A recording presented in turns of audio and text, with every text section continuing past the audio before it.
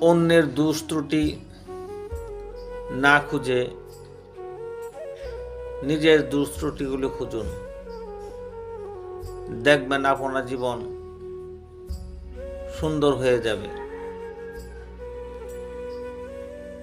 অপরের কর্ম দেখে হিংসা না করে, সমালোচনা না করে নিজের জীবন গড়ার জন্যে নিজে থেকে একটি কর্ম করা শুরু করেন। দেখবেন সমাজের সকল লোকই আপনাকে নিয়ে আলোচনা করবে।